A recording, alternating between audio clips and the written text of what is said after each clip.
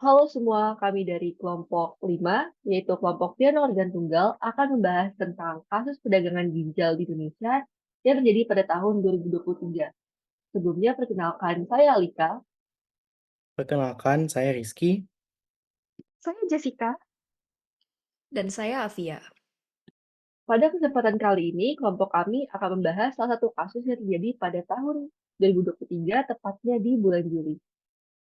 Pada bulan itu, Kepolisian Republik Indonesia mengungkap kasus tindak pidana perdagangan orang atau TPPO penjualan ginjal yang melibatkan sindikat internasional di Kecamatan Tarumaya, Kabupaten Bekasi. Berdasarkan keterangan Direktur Reskrimum Polda Metro Jaya, Kombes Hengki Haryadi, sindikat ini menjual organ ginjal yang didapatkan dari 122 korban ke Kamboja. Mereka menghubungi para korban melalui media sosial dan menjanjikan uang sejumlah 135 juta rupiah untuk masing-masing orang jika mereka menerima tawaran untuk memberikan ginjal mereka. Diketahui bahwa sebagian besar korban menerima tawaran tersebut karena mereka tidak lagi memiliki pekerjaan akibat adanya pandemi. Berdasarkan faktor tersebut, kita bisa menganalisis bahwa kondisi ekonomi atau keuangan dapat menjadi pertimbangan yang menyebabkan ketidakstabilan ekonomi pada banyak individu dan keluarga. Oleh karena itu, individu-individu yang menjadi korban perdagangan manusia, terutama dalam kasus ini, masih terpaksa untuk menerima tawaran tersebut demi mendapatkan uang yang dijanjikan meskipun harus kehilangan salah satu dari organ mereka. Dalam kasus ini, kepolisian menetapkan 12 orang tersangka kasus TPPO yang masing-masing memiliki perannya sendiri. 9 orang diantaranya merupakan mantan korban yang kemudian bergabung dalam sindikat dan bertugas sebagai perekrut untuk mengumpulkan para korban yang dikumpulkan dari berbagai daerah di Indonesia melalui media sosial untuk kemudian menjalani operasi pengangkatan ginjal di Kamboja. Sementara satu orang lainnya berperan dalam mengatur transportasi ke rumah sakit Preaket Melea di Phnom Penh, ibu kota Kamboja, tempat transportasi dilakukan. Sejak beroperasi pada tahun 2019, sindikat ini diketahui telah mendapatkan keuntungan sekitar 24,4 miliar rupiah atau sekitar 1,6 juta dolar Amerika Serikat.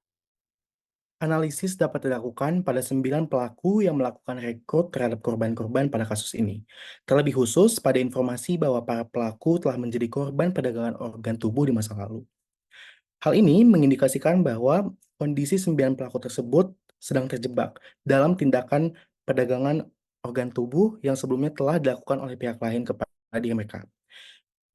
Maka dari itu, meskipun tidak jelas disebutkan pada artikel berita apa yang mendorong mereka untuk tetap tinggal dalam siklus ilegal tersebut, informasi tersebut mengindikasikan bahwa terdapat siklus perdagangan organ tubuh manusia yang cukup menjebak.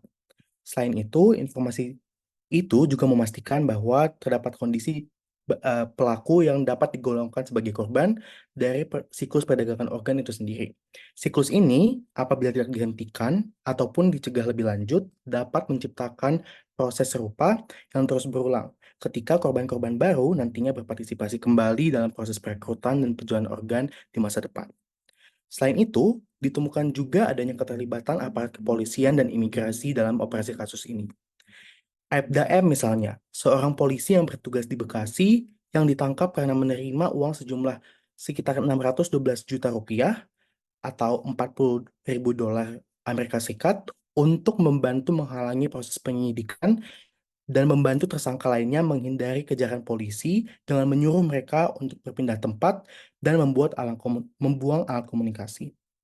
Selain Aibda M, sindikat perdagangan organ ginjal ini juga dibantu oleh seorang petugas imigrasi di Bali. Petugas tersebut menyalahgunakan wewenangnya dengan memasukkan dokumen bagi para korban untuk melakukan perjalanan ke luar negeri.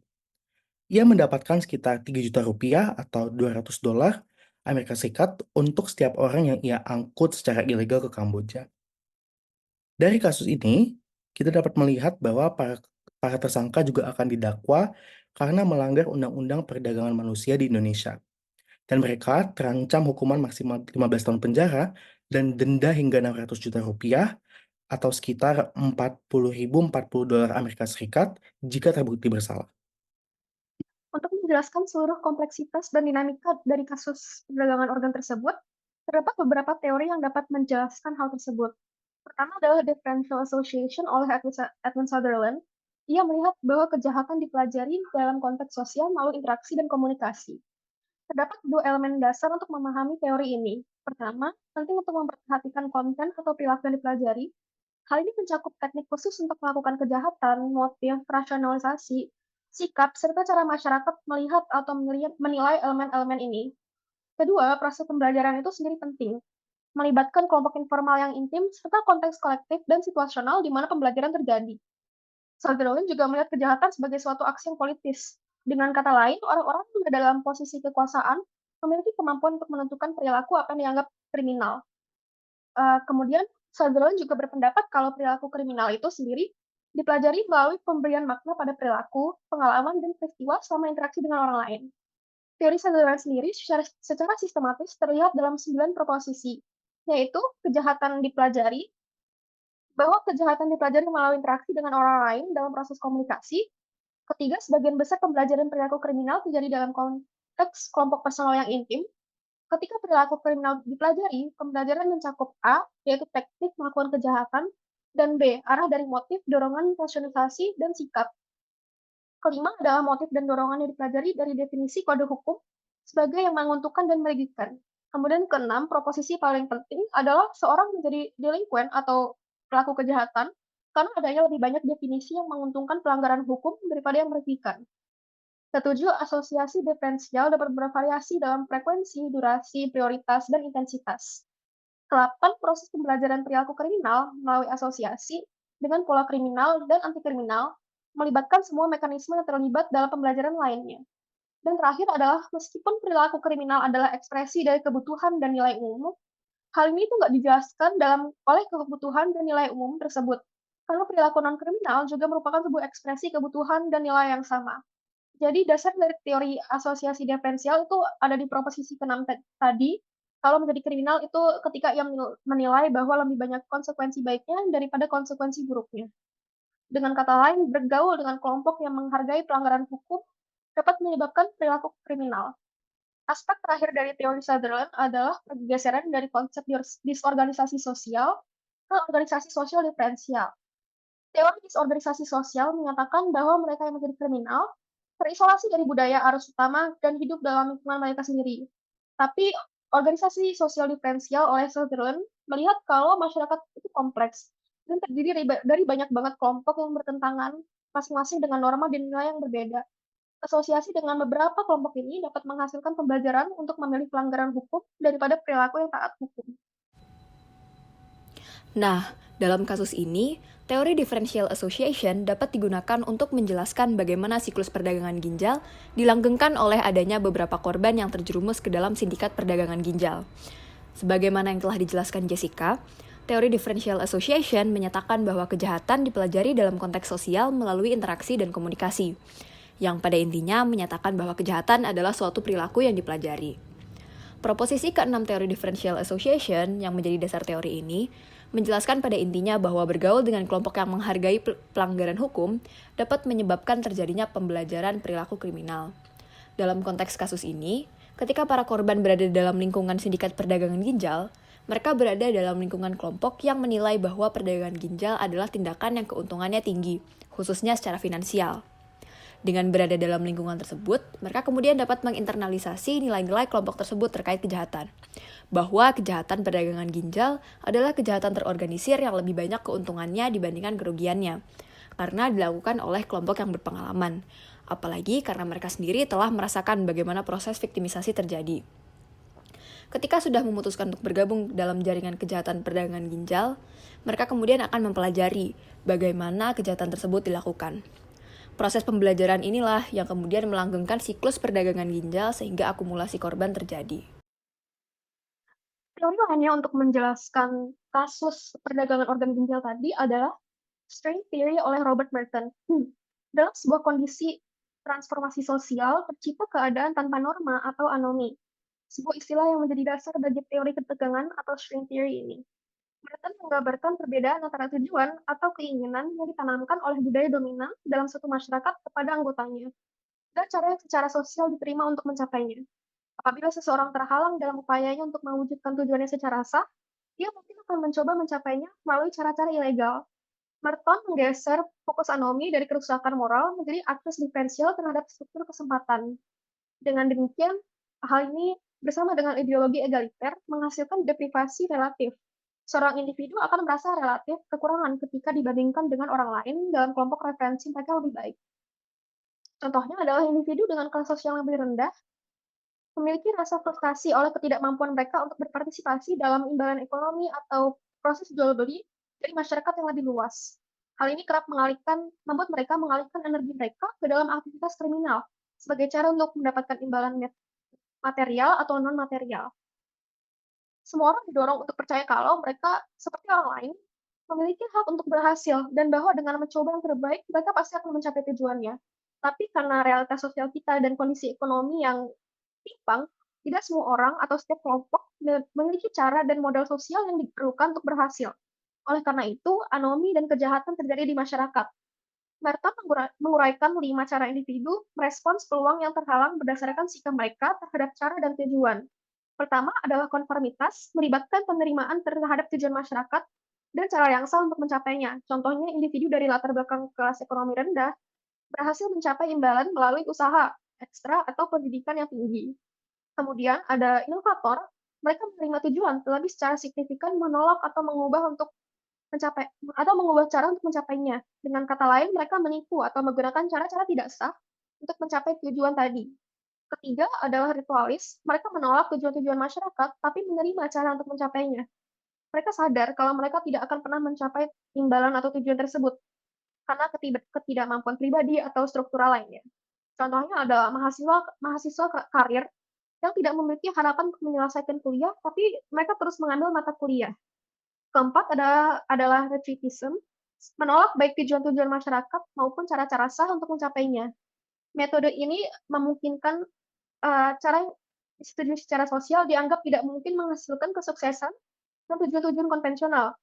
Jadi, retretisme ini menjadi alat pelarian bagi orang-orang tersebut. Kelima adalah para pemberontak, mereka nggak hanya menolak tujuan dan cara-cara yang disetujui oleh norma sosial, tapi mereka menggantikannya dengan yang baru. Contohnya adalah anggota geng jalanan dan geng sepeda motor yang mungkin masuk ke dalam kategori ini. Begitu pula kelompok MC sayap kanan. Dalam kasus ini, strain theory dapat digunakan untuk menjelaskan alasan mengapa para pelaku, tidak hanya korban yang menjadi pelaku, melibatkan diri dalam dan atau membantu terjadinya kejahatan perdagangan ginjal. Pada intinya, strain theory milik Merton menjelaskan bahwa tekanan sosial menjadi alasan keterlibatan seseorang dalam kejahatan. Dalam hal ini, teori strain Merton menitik beratkan pada tekanan sosial yang berkaitan dengan akumulasi kekayaan dalam masyarakat. Dalam konteks kasus ini, kita tidak dapat memungkiri bahwa masyarakat Indonesia merupakan masyarakat yang menaruh value yang tinggi pada kekayaan. Oleh karena itu, ketika seseorang tidak dapat memenuhi ekspektasi sosial untuk menjadi kaya, mereka mungkin mengalami ketegangan atau tekanan. Hal inilah yang menjadi realitas pasca pandemi COVID-19, ketika banyak lapisan masyarakat Indonesia kehilangan pekerjaan mereka, ataupun kesulitan untuk menjalankan pekerjaan mereka, tetapi mereka tetap dituntut untuk memenuhi ekspektasi budaya untuk menjadi kaya. Singkatnya, terjadi ketegangan antara ekspektasi budaya masyarakat yang menekankan pada akumulasi kekayaan dengan realitas bahwa tidak semua orang pada saat itu memiliki resource untuk menjadi kaya. Akibatnya, mereka mungkin memilih adaptasi inovasi berupa kejahatan sebagai jalan untuk melepaskan tekanan tersebut. Dalam hal ini, para inovator menerima tujuan, tetapi secara signifikan menolak atau mengubah cara untuk mencapainya. Dalam kasus ini, medium untuk mencapai kekayaan tersebut adalah perdagangan ginjal. Jika mengambil contoh korban yang terjerumus menjadi pelaku, berbagai laporan media telah menjelaskan bahwa pada awalnya para korban menjual ginjal mereka karena membutuhkan uang pasca pandemi COVID-19. Para korban ini kemudian terjerumus lebih lanjut dan akhirnya menjadi pelaku perdagangan ginjal. Jika ditarik benang merahnya, maka tidak aneh jika tegangan akibat ekspektasi sosial terkait kekayaan turut menjadi alasan mengapa para korban akhirnya memutuskan untuk terlibat melakukan kejahatan perdagangan ginjal. Kemudian terdapat beberapa dimensi lain yang bisa dieksplor. Contohnya adalah white collar crime, organized crime, dan transnational crime yang dapat digunakan untuk menganalisis kasus perdagangan ginjal Indonesia Kambodia ini. Tapi hal ini juga menunjukkan beberapa kelemahan dari teori Sutherland, differential association, dan teori Merton, yaitu strain theory, dalam menjelaskan kasus ini. Kedua teori ini menunjukkan kalau mereka hanya memiliki fokus pada kejahatan konvensional.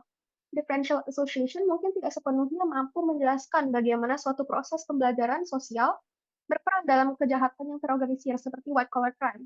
Kemudian, differential association atau string theory ini memusatkan perhatian mereka pada interaksi sosial antara individu, tapi kurang memperhitungkan peran kekuasaan dan kontrol dalam mendorong atau memfasilitasi terjadinya kejahatan white collar crime atau organized crime. Faktor-faktor seperti ketidaksetaraan kekuasaan, akses terhadap sumber daya, dan struktur kontrol organisasi dapat menjadi lebih relevan dalam konteks kejahatan semacam ini. Jadi pada dasarnya, teori oleh Sutherland dan Merton ini tidak cukup untuk menjelaskan kasus perdagangan ginjal, dan perlu ada dimensi lain yang perlu dieksplor, seperti white collar crime, organized crime, dan transnational crime. Keterlibatan aparat kepolisian, yaitu AFDM dan petugas imigrasi, memperlihatkan bahwa selain perdagangan manusia, dalam kasus ini juga terdapat tipologi kejahatan lain, seperti white collar crime atau kejahatan korak putih yang dijelaskan oleh Jessica tadi.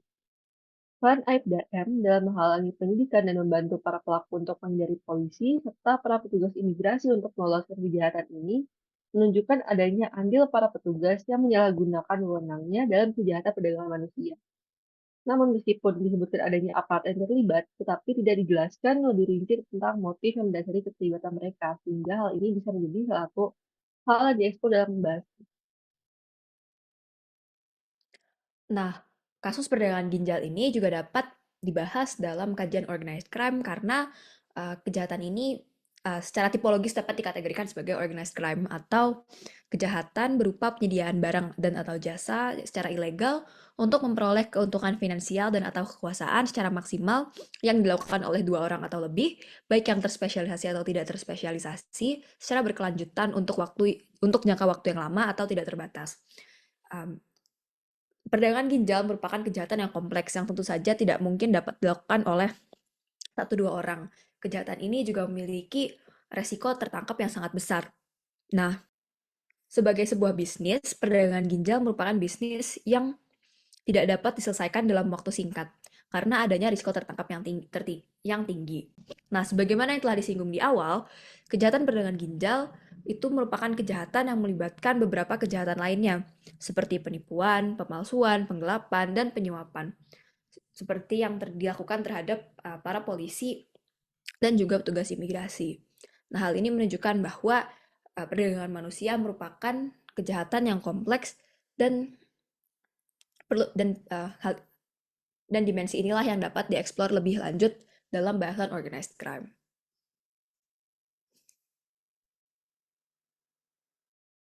Dalam diskusi terkait dengan kejahatan transnasional, sebenarnya secara kontekstual kita bisa melihat bahwa pada kasus ini terdapat perpindahan satu individu ke wilayah lain atau ke negara lain dari negara asal mereka yang kemudian sesuai dengan definisi kejahatan transnasional itu sendiri, di mana kejahatan transnasional melihat bahwa suatu kejahatan dapat dikatakan sebagai transnasional apabila kejahatan tersebut dilakukan lintas wilayah atau lintas negara, sehingga ketika suatu bentuk kejahatan melampaui batas-batas negara, itulah dikatakan sebagai kejahatan transnasional.